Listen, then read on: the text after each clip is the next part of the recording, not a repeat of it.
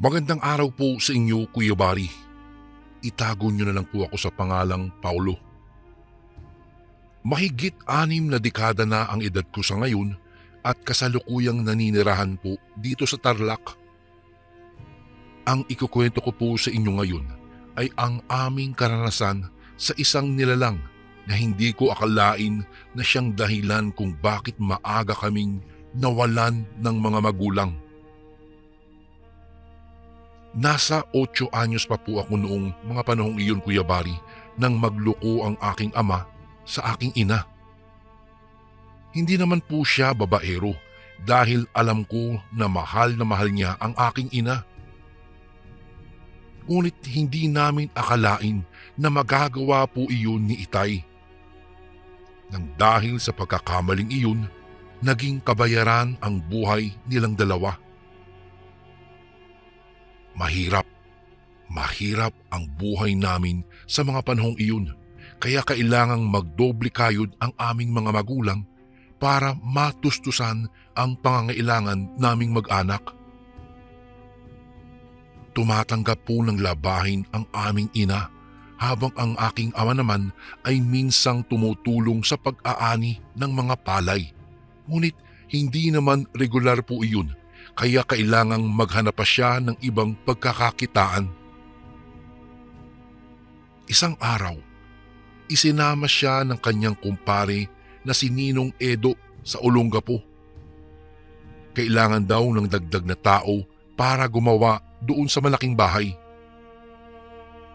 Malayo ang lugar na iyon sa aming tinitirhan, kaya kailangan doon muna sila manuluyan hanggat hindi pa tapos ang tinatrabaho nilang bahay. Ayon po kay Ninong Edo, may nakilala si tatay na isang magandang babae na nakatira lang malapit po doon.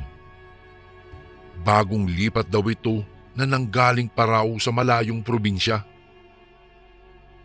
Noong una ay hindi naman daw ito pinapansin ni tatay, ngunit hindi maipagkakaila na magandang lalaki din ang aking ama, Kuya Bari.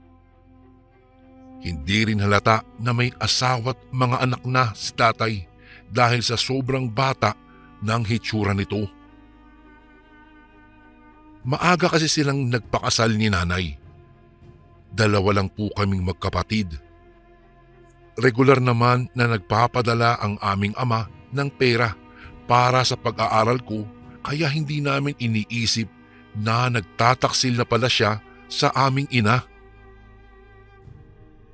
Kuya Bari, ilagay na lang natin sa point of view ng kanyang kumpare na si Ninong Edo ang bahagi na ito ng kwento. Setyembre, dekada 70, nang lumuwas kami ng Olongapo kasama ang aking kaibigan na si Ramon. Maganda ang araw nang dumating kami. Malaki ang bahay na aming gagawin, kaya nangangailangan ng hindi bababa sa 10 tao para magtrabaho. Mayaman ang may-ari ng bahay. Malaki ang lote at napapaligiran ng mayayabong na mga puno at halaman. Laging bukang bibig ni Ramon ang kanyang asawa at mga anak na kung kumusta na kaya sila sa probinsya. Wala pang cellphone sa mga panahong iyon, kaya telegrama lamang at sulat ang tanging komunikasyon namin sa aming mga kamag-anak.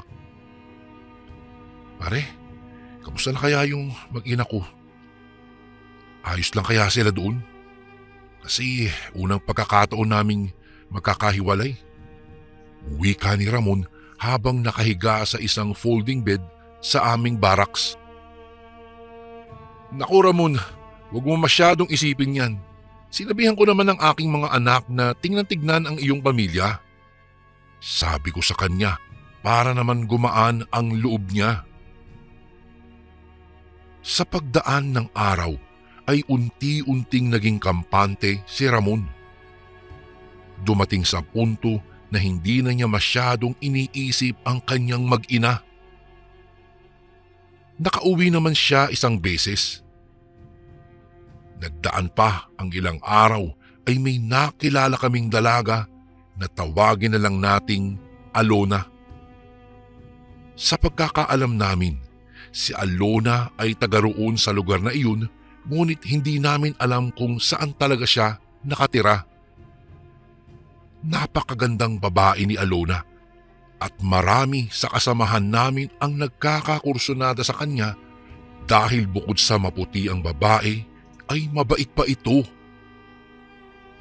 Aakalain yung anak mayaman dahil sa kinis ng kanyang balat kahit maputla ang pagkaputi nito. Matangos ang ilong at makintab ang mahaba niyang buhok.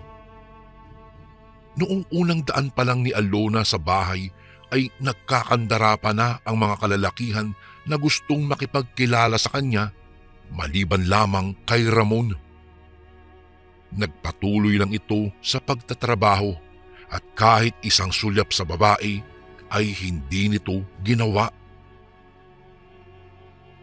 Simula nang makilala namin si Alona ay palaging napapansin ni Ramon na may isang kakaibang malaking ibon na may magandang kulay ang balahibo ang laging dumadapo sa malalaking puno na nakapalibot sa bahay.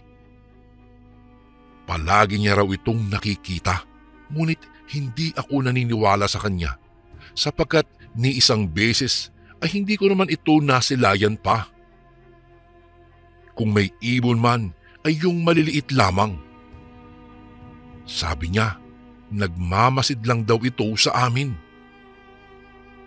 Ipinagsawalang bahala ko na lamang ang mga pinagsasasabi ng kaibigan ko.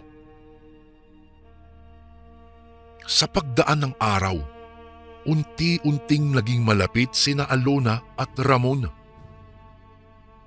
Hindi ako sigurado kung kailan iyon nagsimula, ngunit nakikita ko na silang nagkakausap sa tuwing napapadaan ang dalaga doon.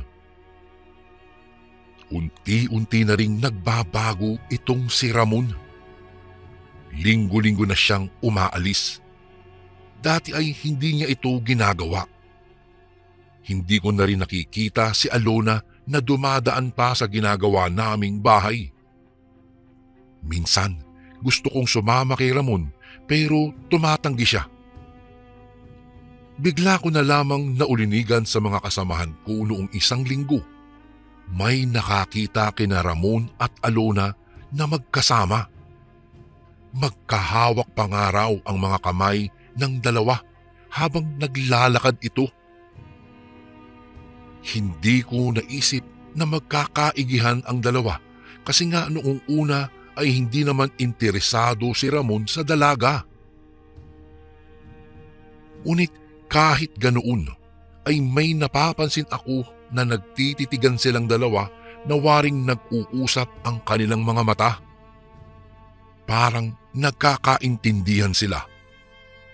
Hindi ako nakatiis kaya tinanong ko na si Ramon kung totoo bang may namamagitan sa kanila ni Alona. Noong una ay ayaw niyang umamin, ngunit kalaunan ay napaamin ko na rin ito.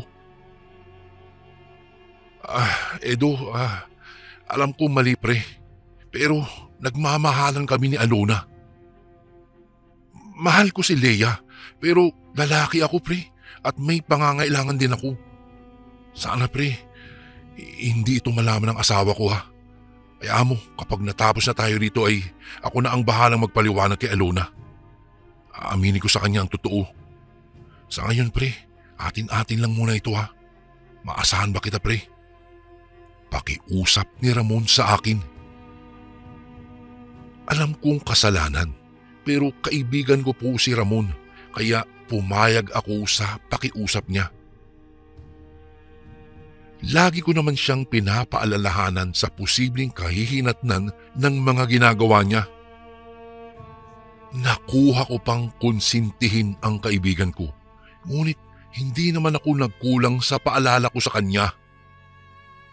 Malaki ang pagsisisi ko kung bakit maaga pa lang ay hindi ko na siya pinigilan. Lumalalim na ang pagtitinginan nila ni Alona, ngunit alam ko na mas mabigat pa rin kay Ramon ang pamilya niya. Isang beses na nagkausap kami dahil marami siyang napapansin ukol kay Alona sa tuwing magkakasama sila. Hindi raw kumakain ang babae ng may asin, bawang at iba pang mga rekados. Maselan daw ang panlasa nito kaya pili lang ang mga kinakain ng dalaga. Minsan daw hindi ito sumasabay sa kanya. Minsan naman daw ay nagdadala ito ng sariling pagkain. Maliban sa pagkain ay hindi rin nagsisimba ang babaeng ito. Sa tuwing nagsisiping sila ay lagi siyang nakakalmot ni Alona. Nagkakasugat-sugat na nga ang kanyang likod dahil sa matatalas nitong mga kuko. Kahit na ganoon ay masaya naman daw siya sa relasyon nila ni Alona. Patuloy sa ganoon ang kanilang relasyon hanggang sa hindi inaasahang pagkakataon. Sinurpresa siya ng kanyang asawa't mga anak. Gulat na gulat si Ramon nang makita ang mga ito na tila papalapit sa kanya. Halatang hindi siya mapakali dahil baka mapang-abot ang kanyang asawa at si Alona.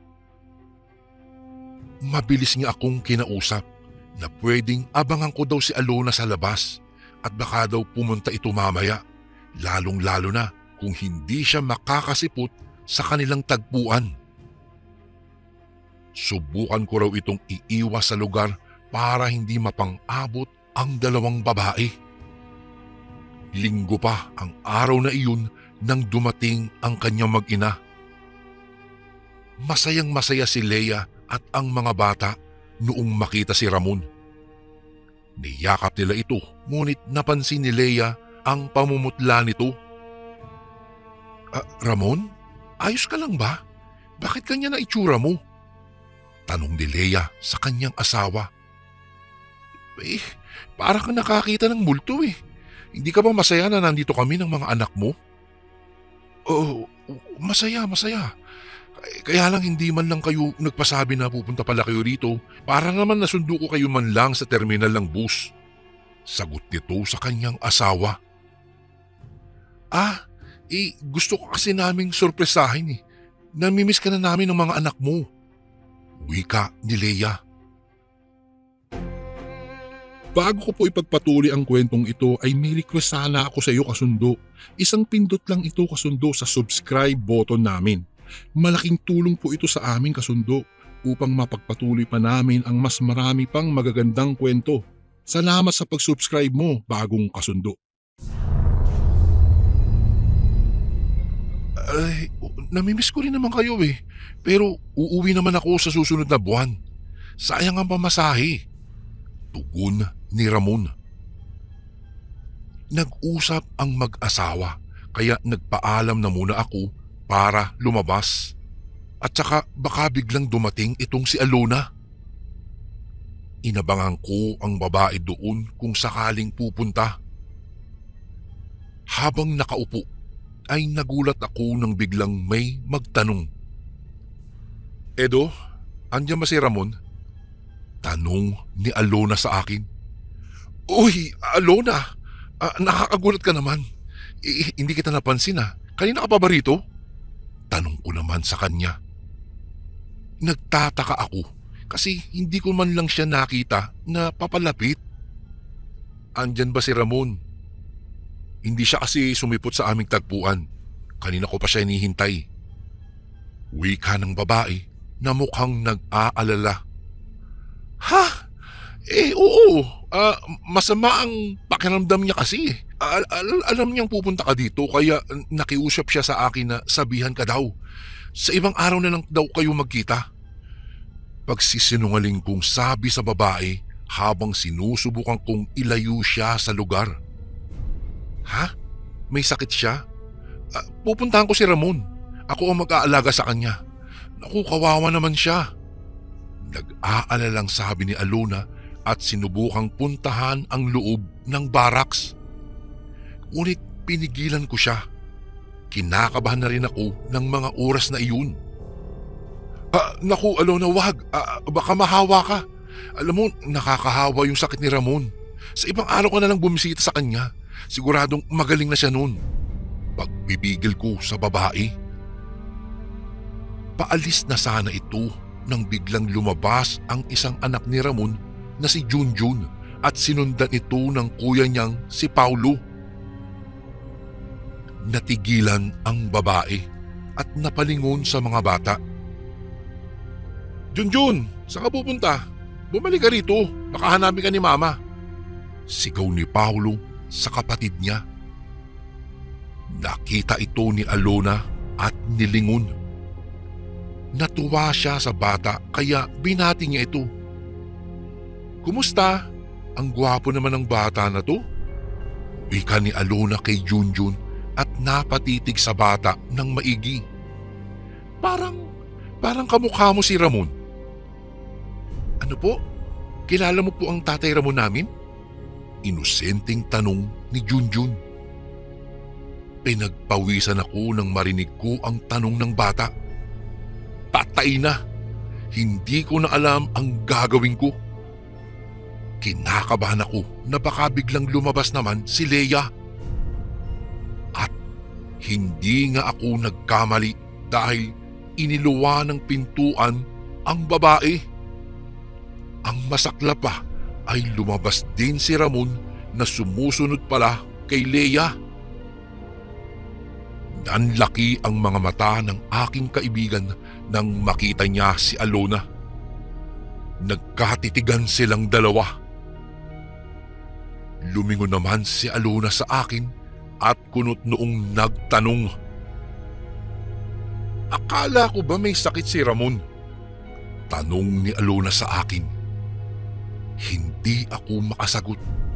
Sinubukan kong hilahin si Alona ngunit nabigla ako sa lakas niya. Hindi ko siya mahatak. Nagpang-abot na ang kilay niya na halatang nagagalit. Sino ka? Kaibigan mo ba yung asawa ko? Tanong naman ni Leia sa dalaga na siyang ikinaiba ng timpla ng mukha ni Alona. Mula sa pag-aalala ay napalitan ng galit ang hitsura nito. Ano? Asawa? Anong ibig sabihin nito, Ramon? May asawa ka na? Galit na tanong ni Alona kay Ramon. Hindi makasagot kaagad si Ramon. Kita ko ang pagtango ng kaibigan ko sabay hingi ng tawad kay Alona. Nagwala ang babae at sigaw ng sigaw ito ng manloloko. Bago umalis ay nagbitiw ng mga salita ang dalaga. Pagbabayaran mo ang ginawa mo sa akin, Ramon. Tandaan mo, sisingilin kita sa ginawa mo sa akin. Sabay talikod at umalis habang umiiyak.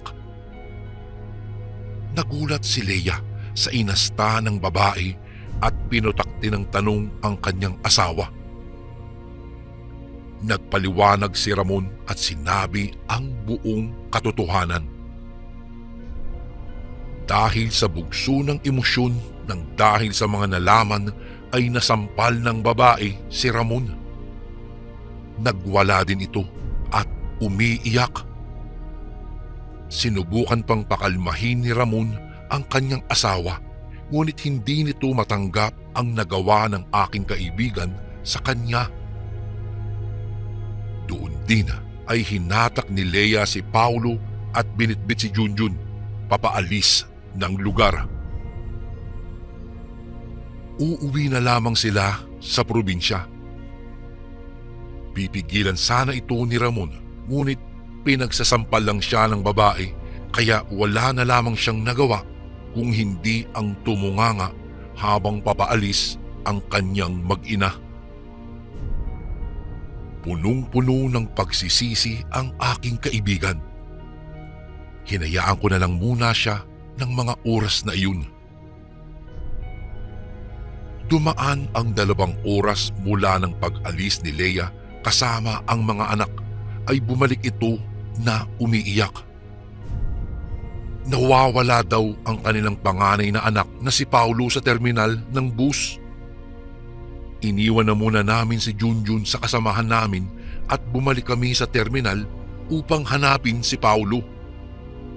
Nagsama din kami ng dalawang lalaki para tumulong sa paghahanap.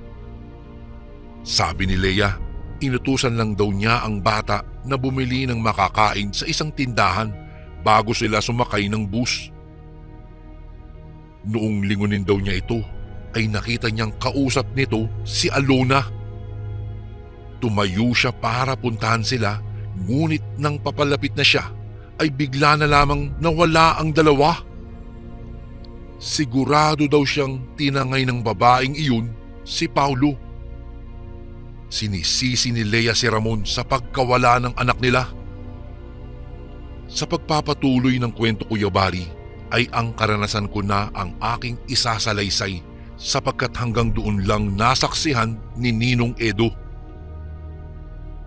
Sa mga oras na iyon ay umiiyak ako dahil tinangay ako ng babaeng kakilala ni tatay. Hinatak niya ako papunta sa isang bakanting lote sa likod ng terminal ng bus. Gusto kong sumigaw, ngunit hindi ko po magawa. Nung malayo na kami sa maraming tao, ay bigla na lamang akong inantok at nakatulog. Naramdaman ko na lang na napasandal ako sa balikat ng babaeng iyon. Nagising na lang ako sa isang madilim na lugar. Takot na takot ako dahil bukod sa madilim ay walang katao-tao. Gabi na po nung mga oras na iyon, Kuya Bari, ngunit maliwanag ang sinag ng buwan. Tinatawag ko si nanay at tatay. Umiiyak ako dahil sa takot. Mas lalo akong natakot nang biglang may malaking hayop na lumipad galing sa labas papasok sa gusaling kinalalagyan ko.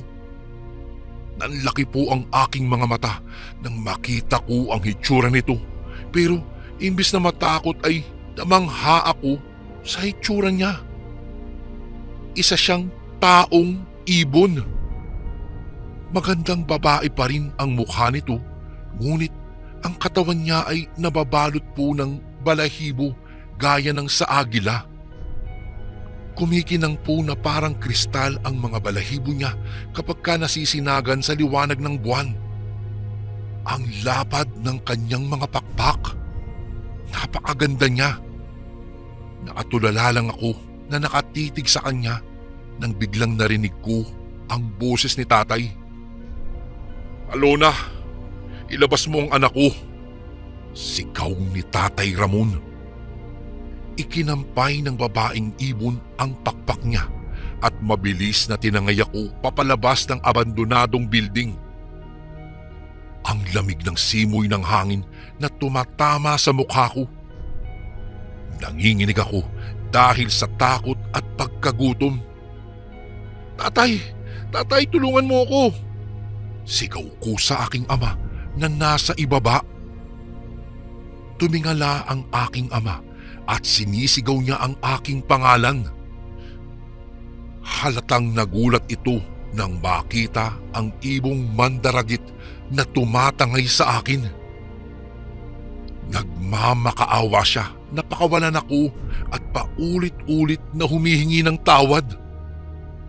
Umiiyak na nagmamakaawa ang tatay at umabot pa sa puntong lumuhod ito habang nakikiusap na pakawalan ako. "Pakiusap, pakawalan mo ang anak ko, Alona. Wala siyang kasalanan. Huwag mo siyang idamay sa kasalanan ko sa iyo. Alam kong nasaktan kita. Patawarin mo ko." Pagmamakaawa ng aking ama. "Ha! Walang kapatawaran ng sakit na ginawa mo sa akin, Ramon. Minahal kita ng lubos, ngunit niloko mo lang ako. Gusto kong maramdaman mo ang lahat ng sakit na pinaramdam mo sa akin." Wika ng babaeng ibon, ngunit sa nakakatakot na boses. "Alona, ako ang kailangan mo, di ba? Ako na lang ang kunin mo kapalit ng anak ko. Huwag mo siyang idamay. Pakiusap, ako na lang ang saktan mo." Sigaw ng aking ama. Natahimik ang babaeng ibon at nag-isip habang patuloy pa rin ako sa pag-iyak. Nang makapagdesisyon nito ay unti-unti niya akong ibinaba. Nang walang ano-ano ay bigla siyang namilipit sa sakit nang may biglang humambalo sa kanyang likuran. Nasaktan ng kaunti ang nilalang, ngunit nakabawi kaagad ito. Kitang-kita ko si Nanay Lea na may daladalang malaking kahoy at paulit-ulit niyang pinupukpok ang nilalang. Mabilis na kinalmot ng nilalang si Nanay Lea nang mahawakan nito ang kahoy. Kitang-kita ko na itinapon iyon at mabilis na hinawakan sa liig si Nanay. Biglang bumuka ang bibig ng babae at kinagat niya ang aking ina. Ang magandang mukha ng babaeng iyon ay naging mabangis. Nagsilitawan ang matutulis na pangil nito. Nilapan niya si Nanay at sumirit ang masaganang dugo. Hindi ko kinaya ang eksena, kaya tinabunan ni Tatay ang aking mga mata at pinatakbo niya ako para magtago. Tumakbo si Tatay papunta kay Nanay. Binitiwan ng halimaw si Nanay at itinapon na parang basahan lang sa gilid. Lumipad ito papataas at bumulusok papaibaba, tapos tinangay si Tatay Ramon. Sigaw ako ng sigaw. Sinubukan pang manlaban ni Tatay upang makawala sa pagkadagit sa kanya ng nilalang, ngunit mahigpit ang hawak nito sa kanya hanggang sa naglaho sila sa karimlan. Iyak ako ng iyak, Kuya Bari. Nakatingin lang ako kay Nanay na nakahandusay sa lupa na naliligo sa sarili niyang dugo. Nang hina ako at bigla na lamang akong nawalan ng malay. Nagising na lamang ako na nasa isang bahay na kasama si Ninong Edo at ang kapatid ko. Dahil sa sobrang trauma, hindi ako nakapagsalita ng ilang buwan. Inalagaan kami ni Ninong Edo. Sinisisi niya din ang kanyang sarili sa mga nangyari. Kung napigilan niya lang ng mas maaga pa si Tatay, ay hindi sana hahantong ang lahat sa karumal-dumal na pangyayaring iyon. Noong una, Kuya Bari, hindi ko pa alam kung anong klaseng nilalang ang pumatay sa aking ina at tumangay sa aking ama. Nalaman ko na lamang noong ako'y malaki na.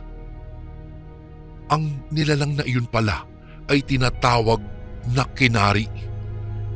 Kalahating diwata, kalahating tao na kapag umibig sa isang tao ay tapat. Ngunit sa panahon na ito'y niloko at sinaktan ay nagiging isang mabangis na halimaw. Halimaw na kumakain at pumapatay ng tao na tinatawag na mandurugo. Napakasaklap ng nangyari sa aming mga magulang. Hindi na namin natagpuan pa ang aking ama. Hindi namin alam kung ito ba'y buhay pa o patay na. Malaking aral ang naituro ng karanasan kong iyon, Kuya Bari, dahil kailanman ay hindi ako nanloko ng babae. Sa katunayan po, ang napangasawa ko ay ang una at ang huling babae na aking inibig. Sana sa mga nakikinig na mga lalaki o kahit babae, huwag sana kayong manloko ng tao dahil hindi natin alam na ang taong ating niloloko ay may lahi palang mangkukulam o kaya'y aswang. Kaya kung ayaw mong mapahamak, iwasan ang manakit ng kapwa. Hanggang dito na lang po ang aking kwento, Kuya Bari. Maraming salamat po sa pagpili ng aking kwento. Sana may matutunan ang lahat ng nakikinig sa aking karanasan. Lubos na gumagalang, Paulo.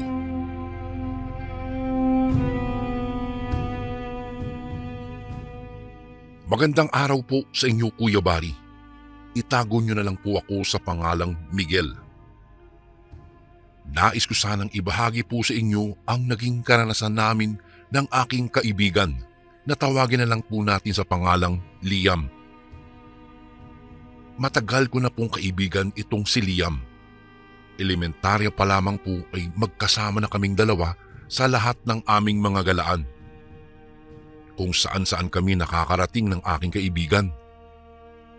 Naging malapit kami sa isa't isa dahil magkakaibigan naman ang aming mga magulang.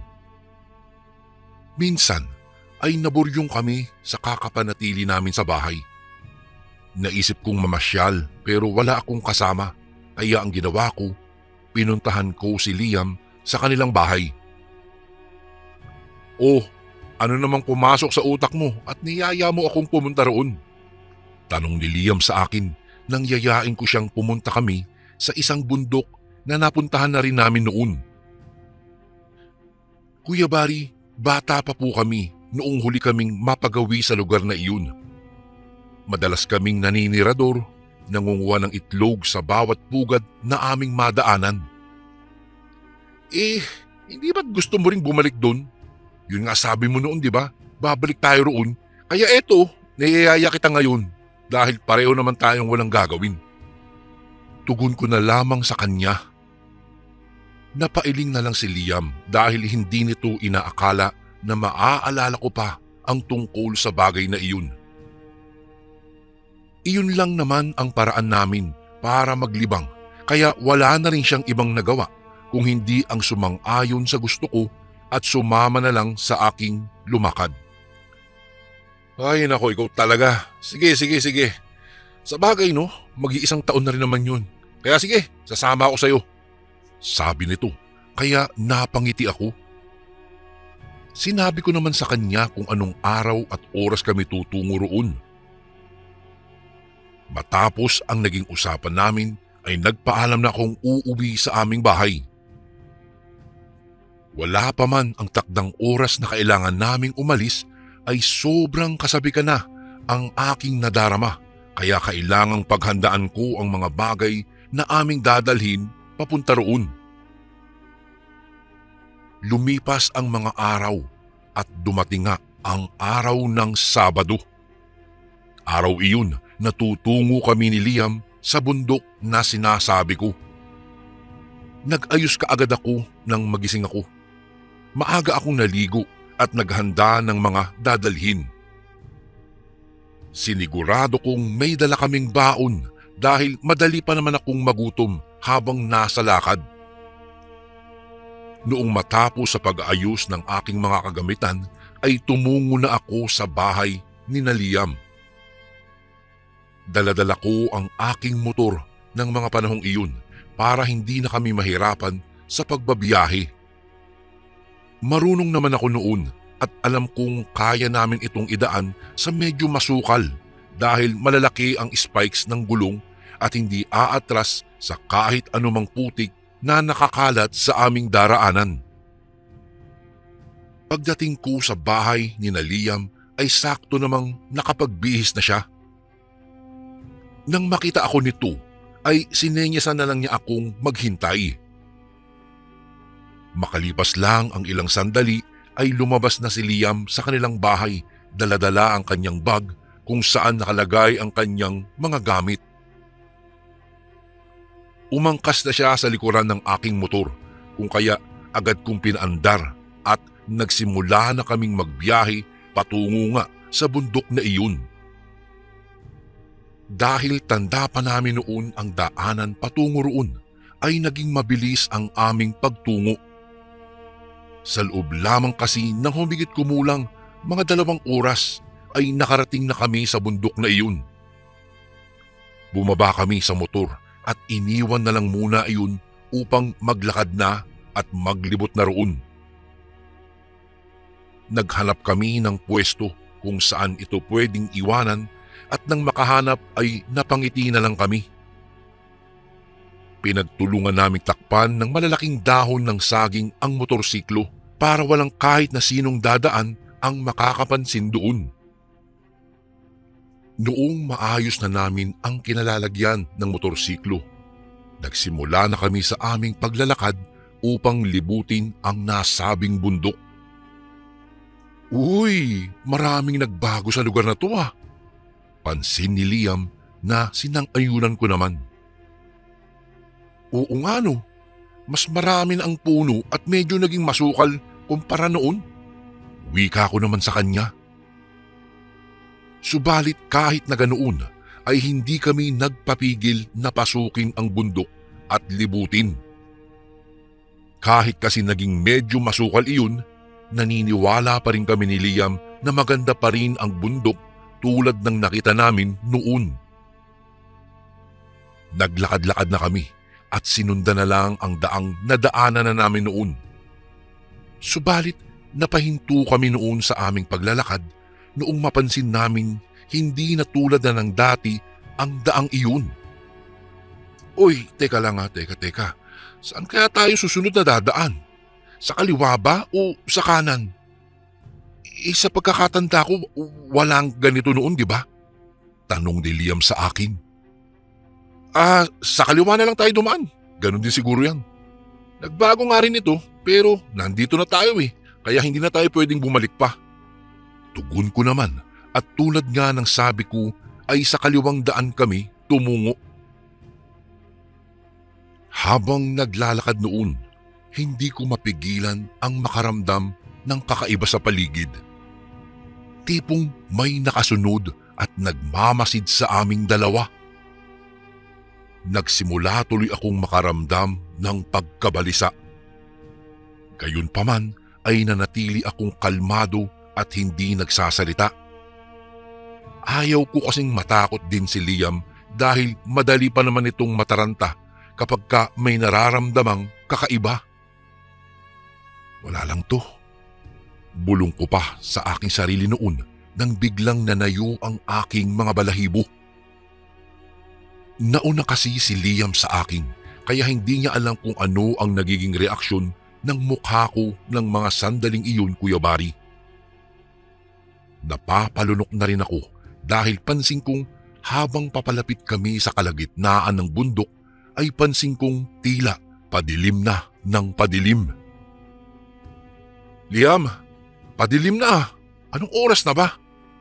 Pagtatanong ko sa kanya. Nagpalinga-linga siya sa paligid at sumang-ayon sa aking sinabi. Subalit hindi niya alam kung anong oras na noon dahil wala pala siyang dalang relo.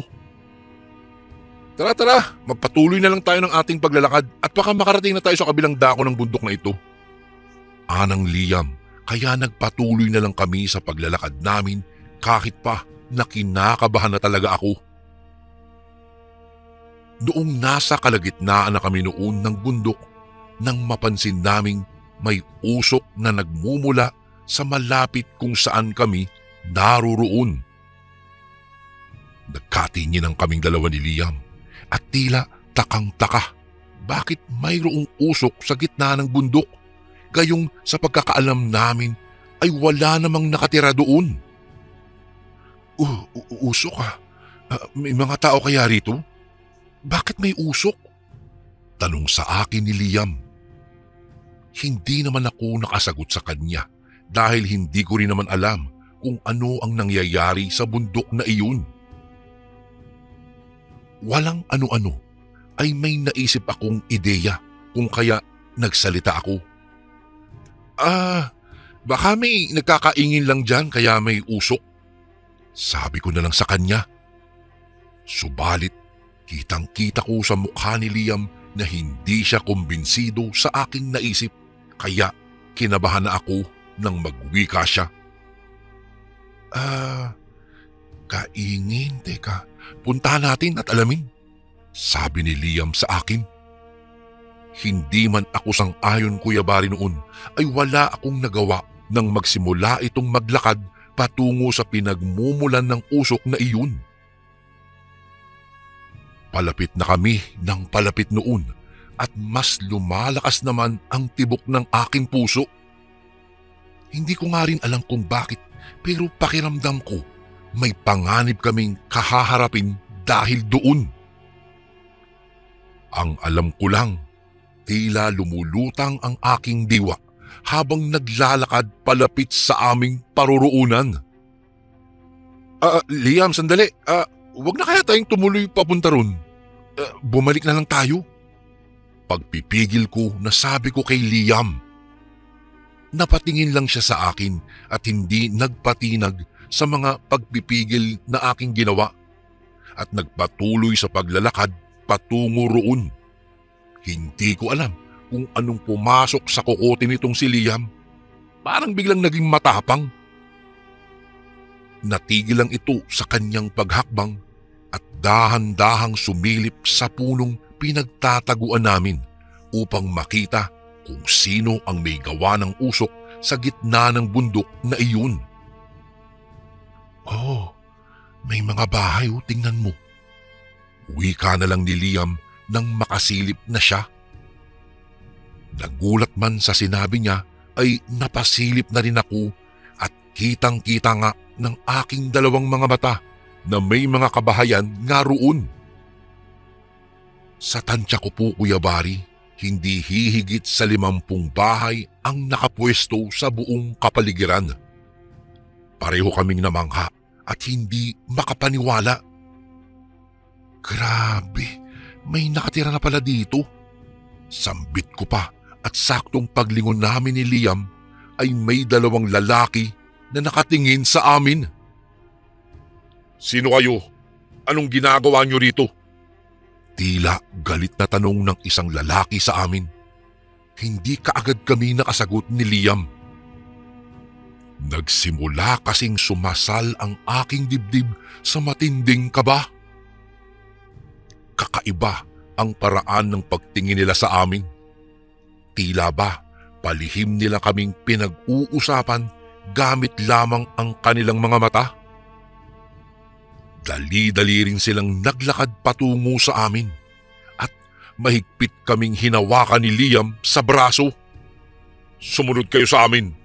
Bakit kayo nagtatago at nagmamatyag sa aming baryo? Tanong naman ng isa pa habang hila-hila kami patungo sa mga kabahayang naroroon. Dahil sa nangyari, nakita kami ng mga taong naroroon kaya isa-isa silang lumapit sa amin. Bago ko po ipagpatuloy ang kwentong ito ay may request sana ako sa iyo, kasundo. Isang pindot lang ito, kasundo, sa subscribe button namin. Malaking tulong po ito sa amin, kasundo, upang mapagpatuloy pa namin ang mas marami pang magagandang kwento. Salamat sa pag-subscribe mo, bagong kasundo. Hindi ko maiwasang kilabutan, lalo na't animoy sinisinghot-singhot pa kami ng bawat residente sa tubing napapalagpas kami sa bawat isa sa kanila. Nakaramdam pa ako ng takot at pangamba dahil sa pamamaraan ng pagtitig nila sa amin. Yung tipong titig na kahit buhay pa kami ay parang kinakain na nila kaming dalawa ni Liam. Napapangisi pa ang mga ito habang nakatitig sa amin. Liam, anong gagawin natin? Anas ko sa aking kaibigan. Magpatianod na lang tayo. Huwag kang mag-alala at makaalisin tayo mamaya. Sagot niya, kaya hindi na din ako nagsalita pa at hinayaan kaming dalhin ng mga matatanda sa kung saan man sila papunta. Nang walang ano-ano, may lumapit na isang matandang lalaki sa amin. Naisip kong baka siya ang kanilang pinuno dahil napayuko ang mga taong naroroon noong dumating siya. Huwag niyong takutin ang ating mga bisita. Minsan lang tayong magkaroon ng bisita rito. Baka sabihin nilang hindi tayo mabait sa ating mga bisita, sabi ng matandang lalaki, kaya sinunod siya ng mga taong naroroon. Inanyayahan kami nitong sumunod sa kanya kung kaya wala na kaming nagawa pa kung hindi ang tumungo sa bahay niya. Pagdating namin doon, agad kaming pinakain ng matanda. Ngunit nandiri kami ni Liam noong makita naming tila hindi nailuto ng maayos ang mga karneng inihain nila dahil may bakas pa ito ng sariwang dugo. Napatitig ako sa pagkaing nasa lamesa. Kabastusan mang matatawag, Kuya Bari, pero napataki po talaga ako ng aking ilong nang malanghap ang masangsang na amoy nito. Nagsimulang gumapang ang pandidiri ko mula sa lalamunan hanggang sa gilid ng aking bibig. Nagkatinginan kami ni Liam nang makitang sarap naman sa pagkain ang matandang lalaking yun. Hindi na lang namin ginalaw ni Liam ang inihain nilang pagkain. Ngunit noong maramdaman namin na tila matalim ang titig ng matandang lalaki, ay napailing na lang kaming dalawa at pikit matang kinain ang karning iyon. Pinipigilan ko ang mapaduwal dahil sa malansang amoy ng dugo na nasa karni pa rin. Nanginginig at nahihirapan din akong ngumuya noon dahil hindi nga gaanong luto. Nagulat na lang kami at nagkatinginan kami ni Liam nang biglang tumawa ng malakas ang matandang lalaki. Mabuti naman at nagustuhan ninyo ang handa naming karne. Masarap mga iho, hindi ba? Pero sa tingin ko ay mas masarap kayong dalawa. Nakaririmarim na wika nito sa amin. Nanlaki naman ang aking mga mata dahil sa sinabi nito. Pareho kaming hindi nakagalaw ni Liam at nakikiramdam na lamang. Nang sa tingin ko ay may gagawin talagang masama sa amin ang nagkukumpulang residente, nakapagdesisyon na ako. Makapanabay na inilapag namin ang aming mga platong may lamang malansang karne at nagkatinginan. Kahit mga mata lang namin ang nag-uusap, nagkaintindihan kami kung ano ang gagawin. Akmang may susugod na sa amin, ay sabay naming itinulak ng malakas ang mesa gamit ang aming mga paa. Nanlaki naman ang mga mata ng pinunong matanda nang makita niyang natumba ang mesa at kumalat ang mga pagkain sa sahig. Una kong binalya, Kuya Bari, ang nakaharang sa aming daraanan at dali-daling hinila si Liam na noon ay nanggagalaiti pa na hinarap ang matanda. Tumakbo na tayo, Liam! Angil ko sa kanya. Ayaw pa sanang umalis ni Liam at animoy gaganti pa siya, pero mariin kong sinabi sa kanya na wala na kaming panahon pa para makipag-away, lalo na't wala namang kaming kalaban-laban sa mga aswang. Nagtatakbo kami palabas ng bahay habang nararamdaman ang paghabol ng mga residente sa amin. Tila ba nahihintakutan silang mawala kami sa kanilang paningin. Napasigaw ako nang sumampa sa aking likuran ang isang kulay itim na pusa. Pinagkakalmot ako nito dahilan para magpipiglas ako at maghanap ng paraan upang lumayo sa akin ang pusang iyon. Natataranta namang naghanap ng bagay na maipapananggalang si Liam sa pusa, kaya nang makakita siya ng isang malaking bato, malakas kong hinablot ang aswang kahit patila napupunit na ang aking balat sa pagkakabaon ng kanyang mga kuko. Marahas na ibinagsak ni Liam ang bato sa tumilapon na pusa, ngunit nagulat kami nang imbes madurog ito o mamatay, ay naging kasinlaki naman ito ng isang tao, duguan at galit na galit. Mga aswang! Mga aswang kayo! Sigaw ko. Muli kaming nagtakbuhan ni Liam dahil anya hindi daw basta-basta ang mga taong nakatira sa lugar na iyon. Sanlaksang kilabot ang aming nadarama nang ayain akong umakyat ni Liam sa isa sa pinakamatandang puno na anya pinamumugaran di umano ng mga engkanto.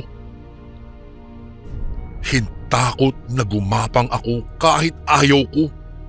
Hindi ko alam kung bakit napunta kami sa lugar na ito.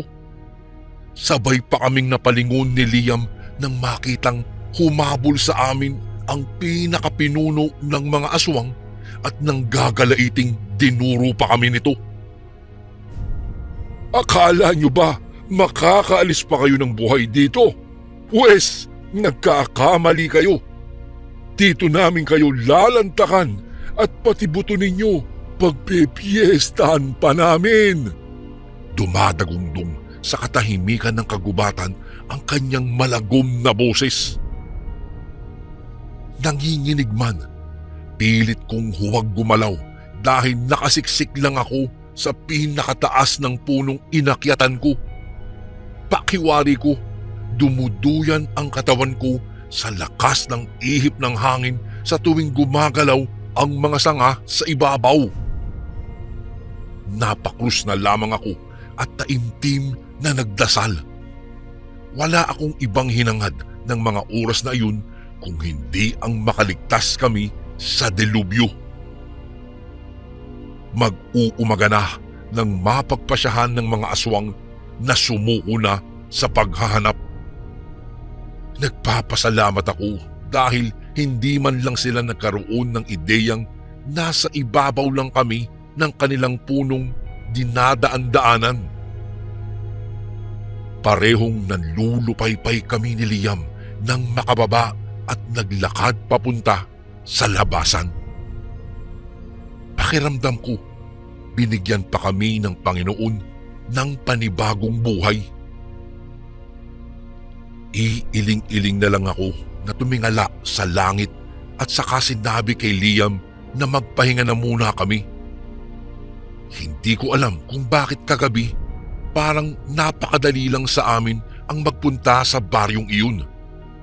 Ngayong umaga naman, halos makaramdam kami ng matinding hapo nang mapagtantong halos 3 oras na kaming naglalakad.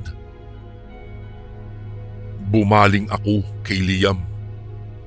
Pare, baka naman naliligaw na tayo, sabi ko sa kanya. Umiling naman si Liam. Hindi, ito talaga ang tamang daan. Kagabi, nagawa tayong ipasok ng mga aswang sa ilusyon para mabilis tayong makarating sa kanilang lungga. Papasok pa lang tayo ng kabundukan, naaamoy na nila tayo. Kaya hinila kita sa matandang puno ng balete. Dahil doon, magiging ligtas tayo sa mga aswang. Paliwanag niya na ikinakunot naman ng aking noo. Ano? Paano mo nasabing ligtas tayo?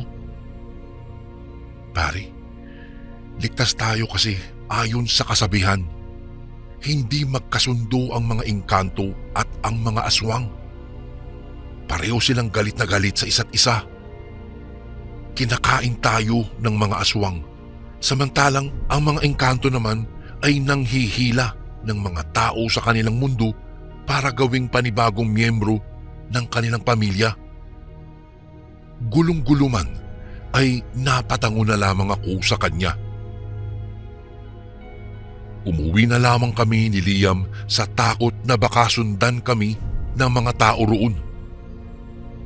Noong ikiniwento ko naman iyon sa aking tatay, sabi nito sa akin, mabuti na lang at nakaalis kami kaagad sa bundok na iyon dahil kung hindi daw ay baka naging pagkain na kami ng mga taga roon. Mga aswang lang kasi ang kumakain ng karning hilaw at marahil ang nakain namin noon ay karne ng tao. Laking pasasalamat naman namin ni Liam dahil nakaalis kami sa baryong iyon sa gitna ng bundok na posibleng baryo ng mga aswang. Mabuti na lamang ay agad kaming dinala ng aking ama sa isang kilalang albularyo at kami ay pinasuri ng aking kaibigan. Nagkaroon ng orasyon ang albularyong si Apong Uro. Tahimik lang siyang gumagawa ng mga bagay na hindi namin naiintindihan.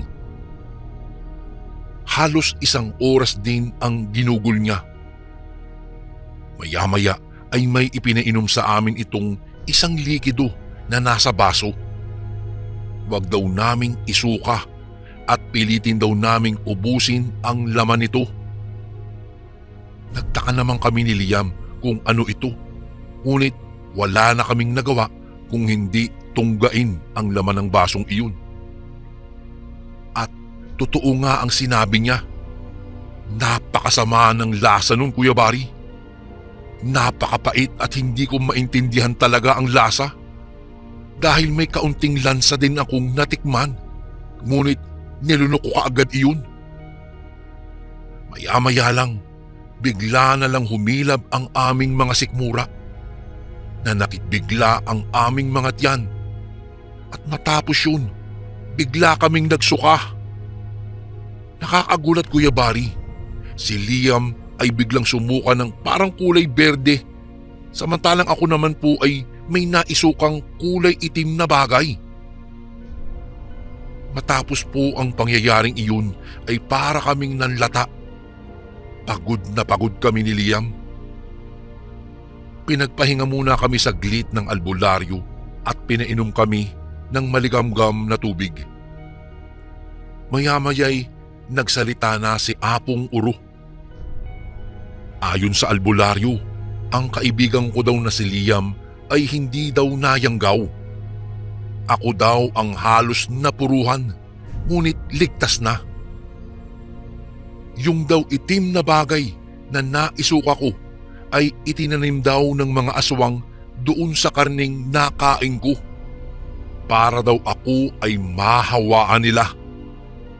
Dahil naman sa winika ng albularyo, kami ay gulat na gulat, maging ang aking ama, sa aming mga narinig. Matapos po ang pangyayaring iyon, ay hindi na kami nagkaroon pa ng interes sa pagpunta sa mga bundok. Naging isang matinding aral kasi para sa amin ng aking kaibigan ang karanasang iyong, Kuya Bari. Isang kakilakilabot na pangyayari dahil muntikan na kaming mamatay sa kuko ng mga aswang dahil lang sa pagpunta sa isang baryo doon sa gitna ng bundok. Hanggang dito na lang po ang aking kwento at maraming salamat po, Kuya Bari. God bless po and more power po sa Ang Sundo Horror Stories. Lubos na gumagalang, Miguel.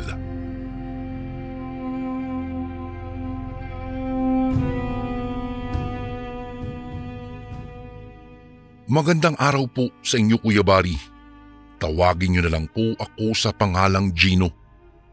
29 anyos.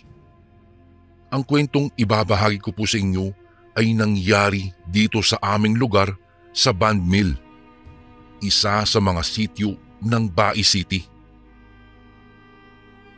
Nag-aaral ako sa isa sa mga universidad ng Bais at marami-rami na ding narinig na mga kwento tungkol sa mga aswang. Mahirap ipaliwanag, ngunit kung ako ang tatanungin ay naniniwala po ako sa kanila, Kuya Bari. Naniniwala ako sa kabila ng katotohanang hindi ko pa nakikita kailanman ang mga anyo nila. Akala ko nga po hanggang kwento na lang ang lahat ng aking naririnig.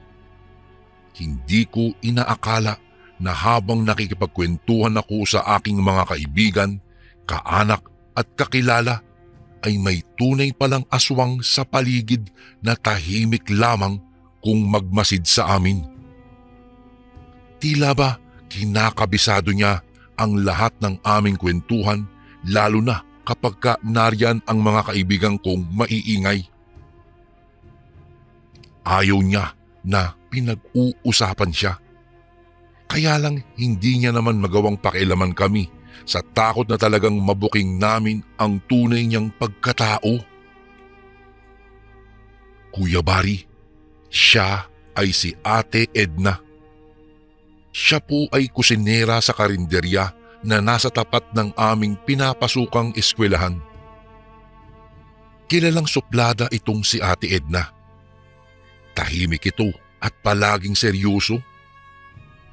Ayaw na ayaw din ito ang tinititigan siya. Minsan nga, nang hindi sinasadyang matingnan siya ng isang estudyante, ay gayon na lang ang pagwawala niya, kaya marami ang umiiwas talaga sa kanya. Karamihan nga naman sa estudyante, lalo na yung mga elementarya, masyadong mga pilyo, maluloko, mahilig mambulabog at nagbibiro ng hindi talaga nakakatuwa. Minsan naman, kapag nagkataong ako ang kumakain sa karinderya, hindi ko sinasadyang mapatitig sa kanya. Hindi naman siya nagagalit sa akin kasi hindi ko naman ipinapakita sa kanya na natatawa ako o nahihiwagahan sa kanya.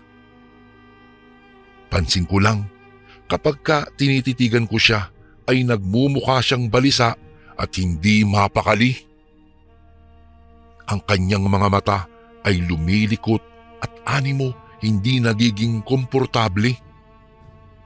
Tila ba hindi niya gusto ang palagi siyang titigan.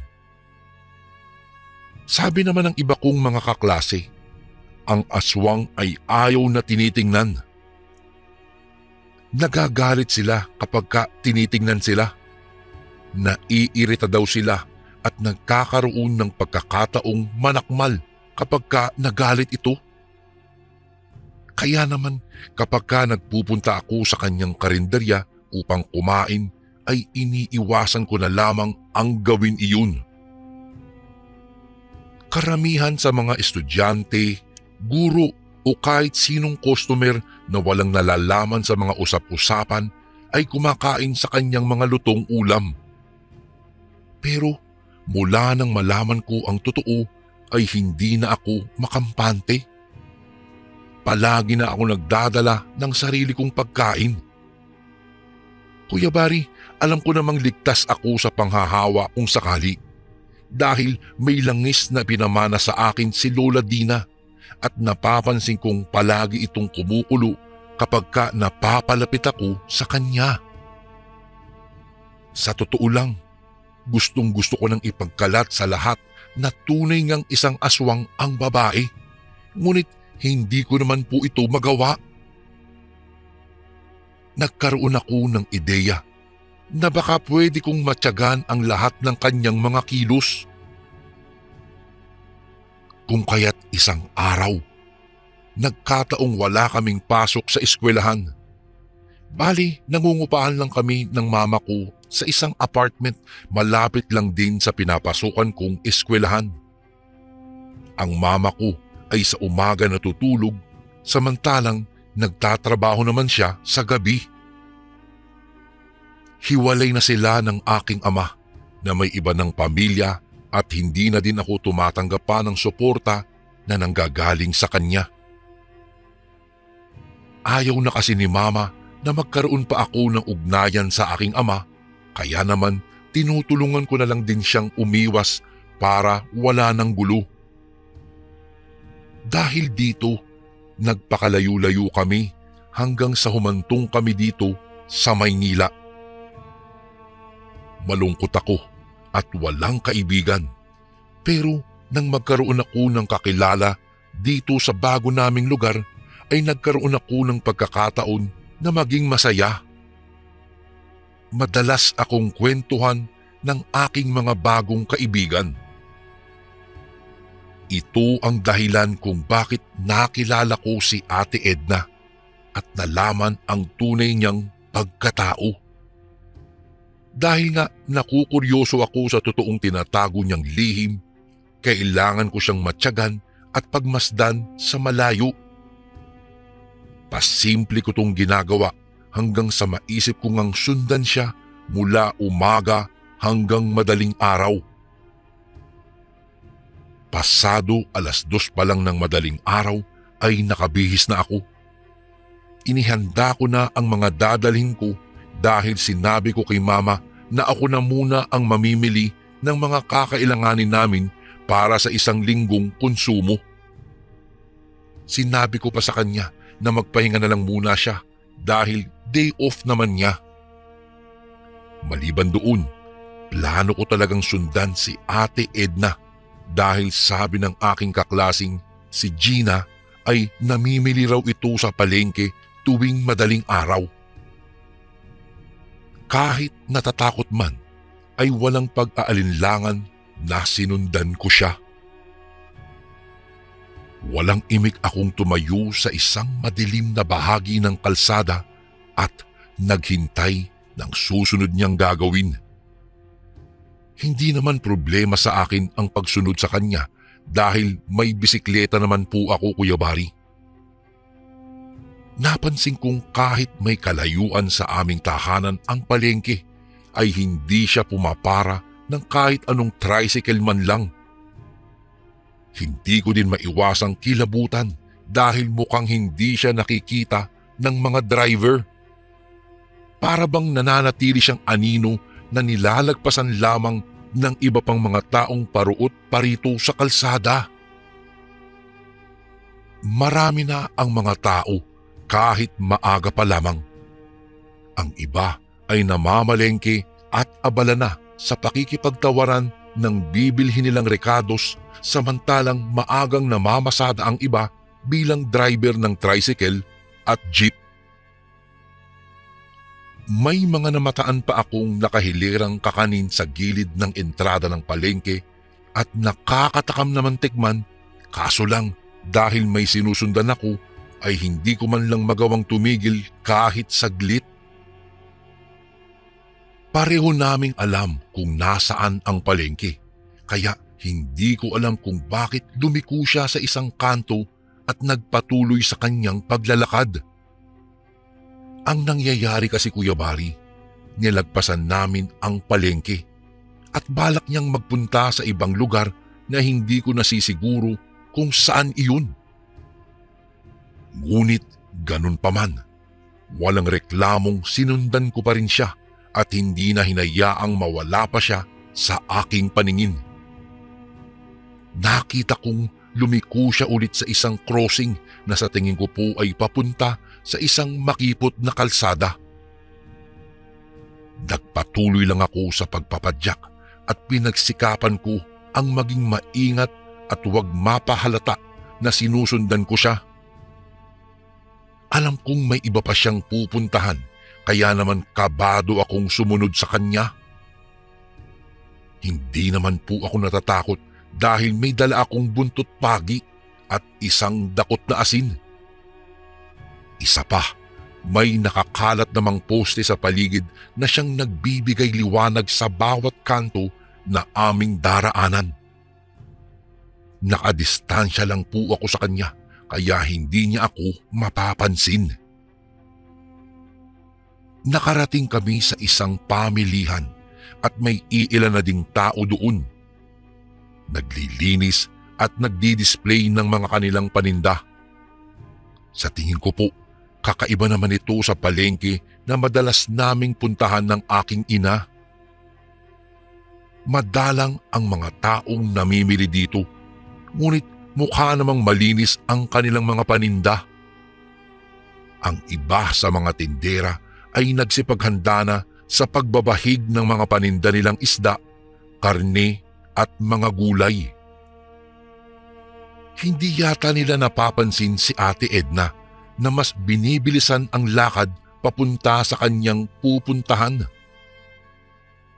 Kinakabahang napalunok ako at saglit na nagpahinga. Tila hindi ako naging komportable dahil nanlalamig na ang aking mga kamay sa kabila ng pagtagaktak ng aking malapot na pawis. Unti-unting namumuo ang tensyon sa aking buong pagkatao. Iba lang ang kutob ko sa lugar na ito. Mahirap makipaglinawan sa mga tao lalo na't mas tinitingnan pa nga nila ako kaysa kay Ate Edna na siyang dapat kong matyagan. Sa tingin ko talaga, Kuya Bari, alam na alam ng mga tao sa lugar na ito ang tunay na katauhan ni Ate Edna. Kinakausap, niningitian at binabati kasi ito ng mga tao. Nanginginig at nanlalamig na sinundan ko siya hanggang sa makarating naman kami sa mas malawak pang gusali. Para itong isang pribadong palengke. Sa di kalayuan, may nakita akong isang stall kung saan hindi ko kayang sikmuraing tignan ang mga bagay na mismong nakasabit sa lugar na iyon. Mangyak-ngyak na palingon-lingon ako sa paligid habang sapo ang bibig at pigil na pigil ang sariling bumunghalit ng iyak. Sa aking harapan, sa loob mismo ng stall na una kong nadaanan, may iilang lalaki ang abala at tila ba may mga bahid ng dugo ang kanilang mga damit. Sa tingin ko, Kuya Bari, sila ang mga matador na nagtatadtad ng laman ng isang hindi ko matiyak na karne. Ang alam ko lang, gusto kong masuka. Iba kasi ang hatid ng malansang dugo sa aking ilong. Bago ko po ipagpatuloy ang kwentong ito ay may request sana ako sa iyo, Kasundo. Isang pindot lang ito, Kasundo, sa subscribe button namin. Malaking tulong po ito sa amin, Kasundo, upang mapagpatuloy pa namin ang mas marami pang magagandang kwento. Salamat sa pag-subscribe mo, bagong Kasundo. Naisip ko, baka katayan na mga double-dead na karne ang naroroon at mas mura ang benta, kaya sa nasabing lugar naisip bumili nitong si Ate Edna. Siguro may mga suki na siya kaya gusto niya doon na mamalengke.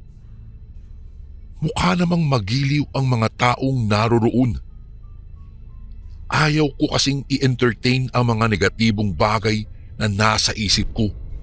Lalo na't kapag nasimulan ko ng matakot ay talagang hindi na ako makakalimot at masisindak na talaga ako. Walang imik ko pa din na sinundan itong si Ate Edna hanggang sa makarating kami sa isang mas malaki na stall. Tumuloy ang babae sa loob samantalang lumibot naman ako sa kabilang dako. Nakahanda ako sa ginawa kong pagsunod sa kanya dahil may suot-suot akong sombrero. Naglagay ako ng peking nunal sa mukha at naglagay din ako ng contact lens sa aking mga mata para kahit papaano magbago ang kulay nun. Nagkunwari akong namimili din ng karne at sumilip-silip sa mga freezer. Ibig kong himatayin sa takot nang sa pagbukas ko sa mga lalagyan ay sa halip na karne ng baboy ang aking nakita ay mga putol-putol na katawan ng isang babae, lalaki, bata at matanda. Napasandal ako sa isa sa mga dambuhalang freezer at nasapo ko ang aking ulo. Bigla akong nakaramdam ng pagkahilo kaya gusto kong ikalma ang sarili ko. Wala akong balak na magaya sa mga taong nasa loob ng mga freezer na mukhang hindi maganda ang pinagdaanan sa kamay ng mga hayok sa laman na mga aswang. Napatalon ako sa gulat nang lapitan akong bigla ni Ate Edna. Tinanong niya ako kung ayos lang ba ako. Napatingin ako sa kanya. Sinabi ko sa kanya na ayos lang ako at wag na siyang mag-alala dahil ganito lang talaga ang nangyayari sa akin kapag ka ilang buwan na akong hindi nakakalantak ng tao. Humalakhak siyang bigla at tinapik ako ng labis kong ikinataranta.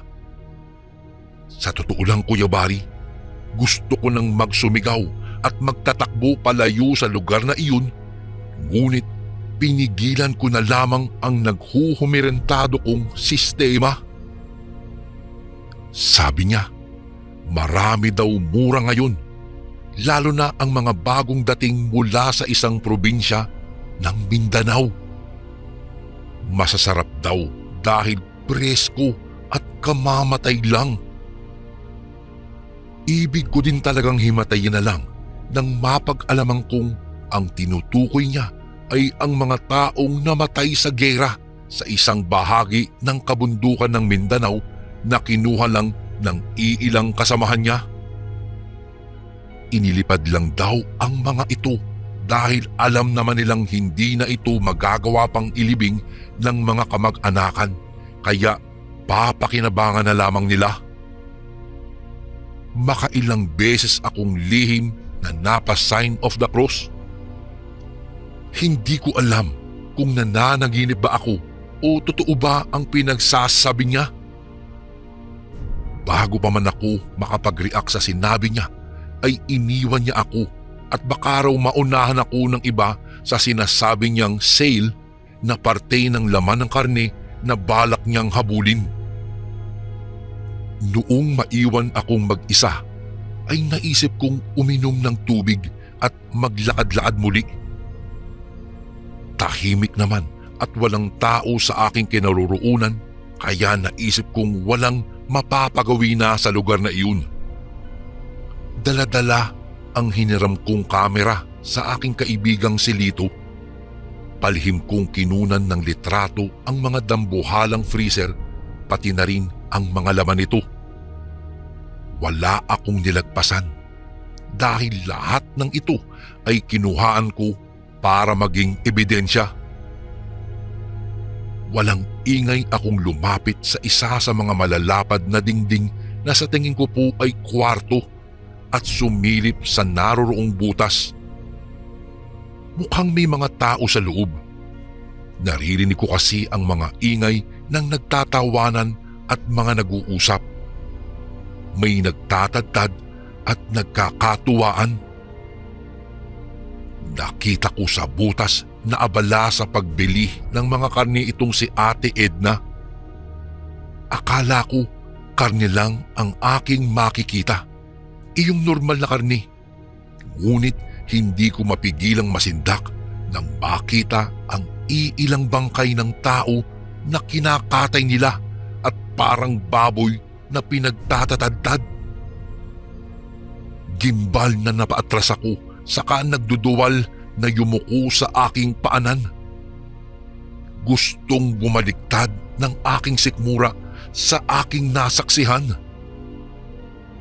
Ni sa hinagap, hindi ko inaasahang makakakita ako ng ganitong tagpo. Tao ang kanilang kinakatay sa loob ng kwarto na iyon.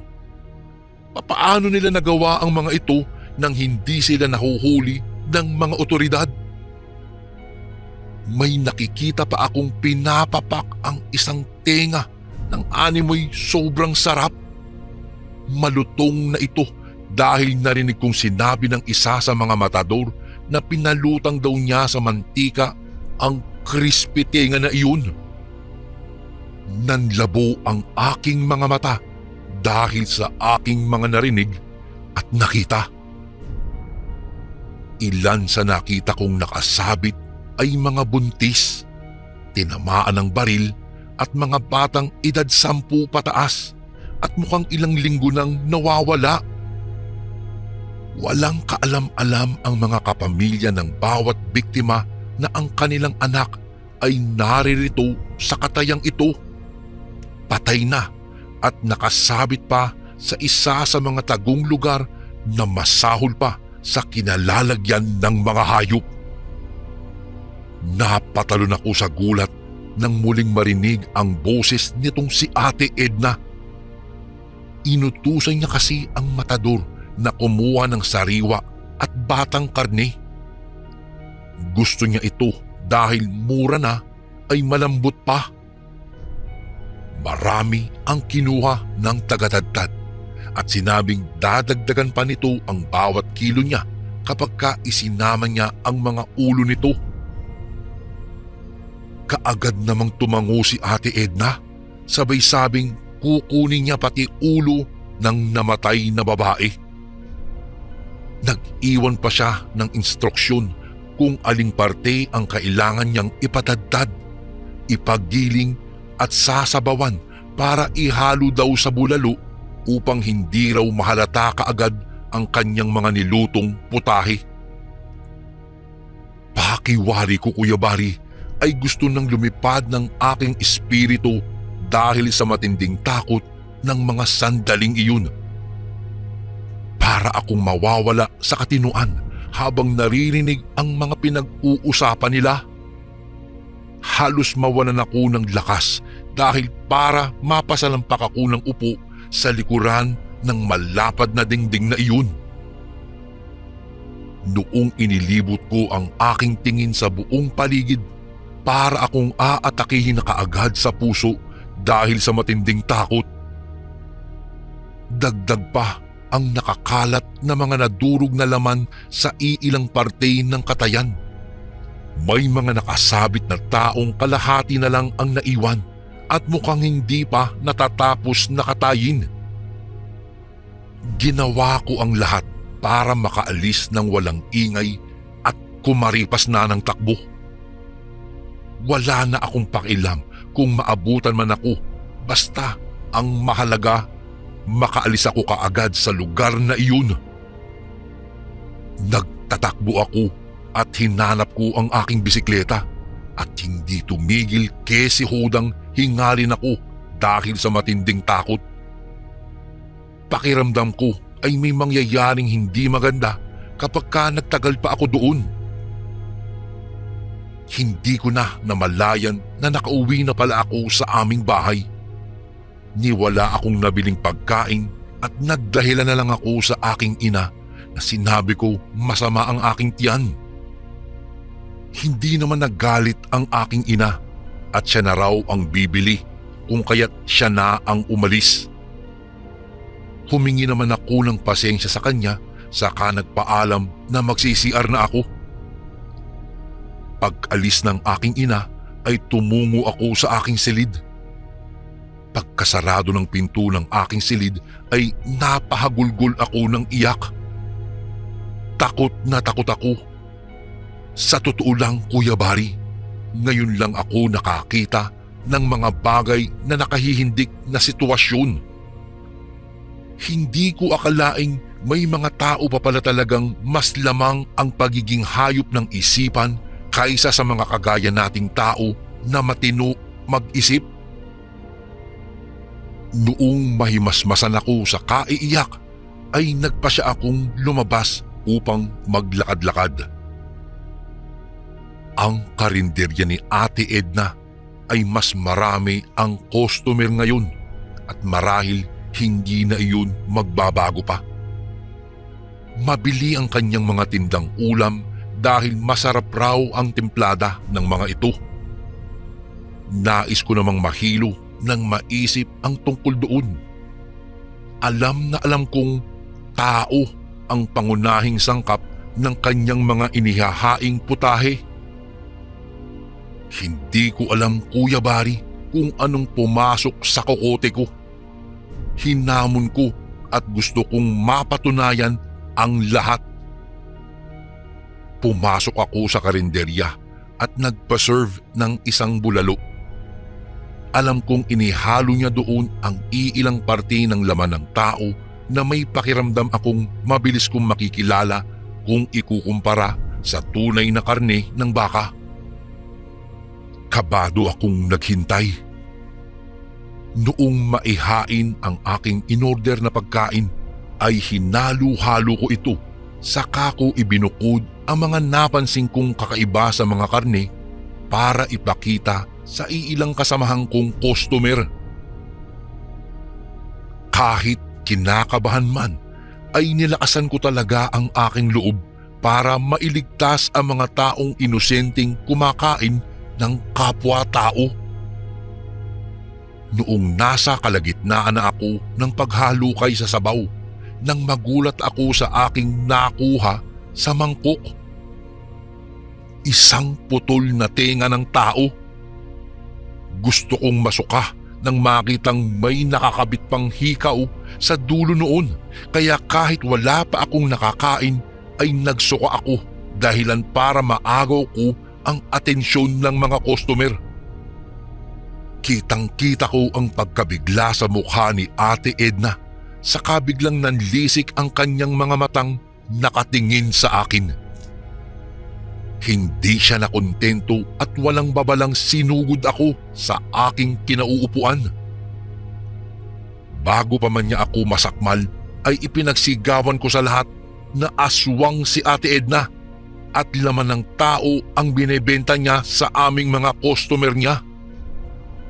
Nagulat ang lahat ng taong kumakain noong itinaas ko ang pirasong tengang aking natagpuan sa aking mangkok. Halos mapaduwal sila noong makita nila ang hikaw na nakakabit pa sa tenga na iyon. Nataranta ang lahat ng mga taong kumakain sa loob, kaya nagkanya-kanya na sa pagsipulasan ang mga tao at nagtatakbo palayo sa karinderya. Maging ang iilan sa mga tindera ay hintakot na humingi ng tulong hanggang sa may makapagsumbong sa mga tanod na nagkataong nasa paligid lamang at nagbabantay sa kaayusan ng aming lugar. Hinabol nila ang tumatakbong si Ate Edna saka pinagtulungan na bugbugin. Noong manlupaypay na ito, akala ng mga tao ay mamamatay na ito, ngunit hindi pala. Biglang pinagkakalmot ang mga taong nasa harapan niya at mabilis itong tumakas. Hinabol naman siya ng taong bayan, ngunit sa kasamaang palad, dahil sa bilis na taglay nitong tumakbo na parang isang aso, ay hindi na nila ito nakita pa at pumasok ito sa masukal na parte ng kakahuyan. Maraming nagalit sa kanyang ginawa. Kaso lang, sa halip na matuwa po ako, ay takot ang aking naramdaman. Ako kasi ang pangunahing dahilan kung bakit natuklasan ang kanyang pinakatatagong lihim, kaya umaasa sana na wag na niya akong balikan pa. Simula noon, hindi na naman namin nakita pa si Ate Edna. Kung nasaan man siya ngayon, tanging hiling ko na lamang ay wag na siyang bumalik pa at ulitin ang kanyang ginawa sa bayan. Dahil kasi sa mga bagay na aking nasaksihan ay nagkaroon ako ng matinding depresyon na kinakailangang ilapit sa isang psychologist. Mahigit 3 taon din po akong dumaan sa therapy bago ako tuluyang gumaling. Nagmistulang bangungot ang nangyaring kababalaghan sa akin na hindi ko kailanman malilimutan na. Sa ngayon po, Kuya Bari, nakapagtapos na po ako ng aking pag-aaral. May maayos naman akong trabaho at nasusuportahan ang lahat ng pangangailangan namin ng aking ina. Kahit po 2 lang kami ay masaya naman dahil nagkakasundo kami at nagtutulungan sa lahat ng bagay. At bago ko po malimutan, higit sa lahat, botong-boto siya sa bagong girlfriend ko na malapit na niyang maging manugang. Tanging dasal ko lang, magsimula kami ng maayos na buhay at ilayo na kami sa kababalaghan, kagaya ng mga aswang na alam kong nakahandang lumantak para lang malamnan ang kanilang nagugutom na tiyan. Dasal lang po tayo palagi at mas palawakin ang pakikipaglapit natin sa Panginoong Diyos para ilayo niya tayo sa lahat ng kapahamakan. Wala namang mas nakahigit sa mga nilalang na aswang kaysa sa ating buong may kapal. Dito ko na po tatapusin ang aking kwento, Kuya Bari. Salamat po ng marami and more power po sa inyong channel. God bless po sa lahat ng nakikinig na kasundo ngayon. Lubos na gumagalang, Gino.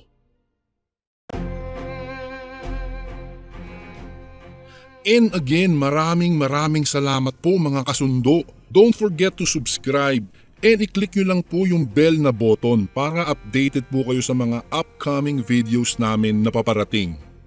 Maraming salamat po ulit. God bless and ingat po lagi dyan.